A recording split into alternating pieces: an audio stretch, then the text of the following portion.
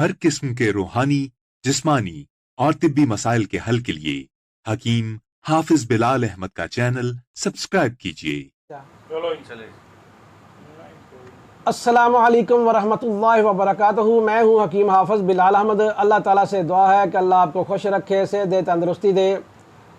नाजरीन, बहुत सारे ऐसे मरीज़ हमारे पास आ रहे हैं जो सूरत अंजाल का भी शिकार है और इंतशार की कमी का भी उन्हें मसला होता है, जिसकी वजह से वो तरह तरह की अद्वियात खा कर मुख्तलफ़ हुकामा के पास जा कर मायूस हो चुके हैं। और हमसे बहुत सारे मरीज़ों ने राब्ते किए, बहुत सारे दोस्तों ने हमें इन मसाइल पर वीडियो बनाने के लिए कहा। इसलिए आज मैं असहाबी तहरीक में सूरत अंजाल के मुतल्लिक़ आपसे मैं अपने तजर्बात, मुशाहदात और मामूलात आपसे शेयर करूँगा।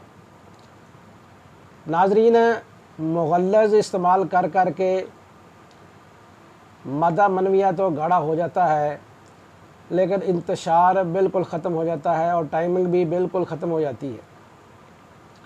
ऐसे मरीज़ का ब्लड प्रेशर भी इंतहाई कम होता है, मुंह का जायका जो है वो इंतहाई फीका महसूस होता है, सारे जिस्म में थकावट बहुत ज़्यादा महसूस होती है, किसी भी काम को करने को जी नहीं चाहता, मुंह का जायका फीका, बाज़ मरीज़ों का जायका मीठा भी महसूस होता है और अगर वो कुछ काम कर लें तो फिर कई कई दिन थकावट महसूस होती है।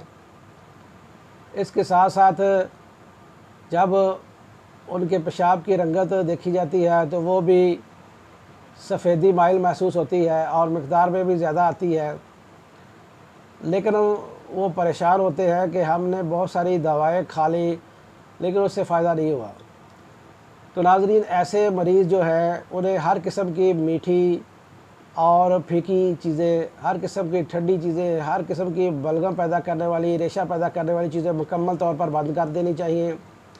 उनमें कद्दू है, टींडे है, बेल वाली तोरी है, भिंडी है, अरवी है, दाल माश है, खरबूजा है, खीरा है, तरबूज है, मीठी चीज़ें हैं, ये मुकम्मल तौर पर बंद कर देनी चाहिए। जो गज़ा खाएँ वो अंडे खाएँ, गोश्त खाएँ, अचार खाएँ, दही खाएँ, दही भल्ले खाएँ, टिक्के खाएँ, कबाब खाएँ, बेसन की बनी हुई चीज़ें, कड़ी, पकोड़े, साग, पालक का सालन, छोटा गोश्त, बड़ा गोश्त, देसी मुर्गा, मछली, सफ़ेद चने, स्याह चने, लोबिया, करेले, बैंगन, बड़े गोश्त का कीमा, बड़े गोश्त के सिरी पाए, बड़े गोश्त का शोरबा, ये इस्तेमाल करें। इसके साथ साथ जो ग़ज़ाई परहेज़ है वो भी करें और जो दवा हम मरीज़ों को इस्तेमाल करवाते हैं या हमने मरीज़ों को इस्तेमाल करवाई है जिससे बहुत ज़्यादा लोगों को फ़ायदा हुआ है, वो भी मैं आपसे शेयर कर देता हूँ। वो दवाई इलाज आपने क्या करना है, 2 अक्सीर बनानी है, 2 तरियाक आपने इस्तेमाल करवाना है और साथ माजून रेग माही खिलाना है। 2 अक्सीर जो है वो इन अज्जा पर मुश्तमिल है, सिमल फार सफ़ेद 1 ग्राम और कुश्ता चांदी जो है वो 20 ग्राम। इन दोनों को 2 से 3 घंटे अच्छी तरह खरल कर लें और फिर 10 मिलीग्राम सुबह और शाम खाने के बाद नीम गर्म दूध से इस्तेमाल कराएं। इसके साथ साथ 2 तरियाक आपने उसे इस्तेमाल करवाना है। उसमें क्या है, सुरमा स्याह है 1 तोला और पोस्त रीठा है, रीठे का जो छिलका है उसको अच्छी तरह कूट छान कर सफ़ू बना लें, वो 9 तोले होना चाहिए। यानी सुरमा स्याह 1 तोला और पोस्त रीठा जो है वह 9 तोले होना चाहिए। इसको अच्छी तरह यकजान कर लें, 3 से 5 घंटे खरल करें और फिर 500 मिलीग्राम वाले कैप्सूल भर लें। ये सुबह शाम कैप्सूल दें। इसके साथ साथ माजून रेग माही जो हम बनाते हैं, जो हम मरीज़ों को देते हैं, वो उसका नुस्खा भी मैं आपसे शेयर कर देता हूँ।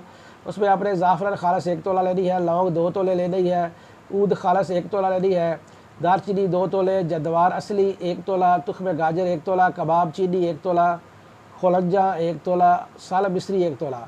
इसके साथ बालछड़ भी आपने 1 तोला लेना है और अक्कर असली मोटे वाला वो भी 1 तोला लेना है। अजवाइन खुरासानी 2 तोले, तुख्म प्याज भी आपने 2 तोले लेनी है। बोर्ड का फल जिसे हम बोर्ड की गोले भी कहते हैं, बोर्ड का फल आपने 5 तोले लेना है।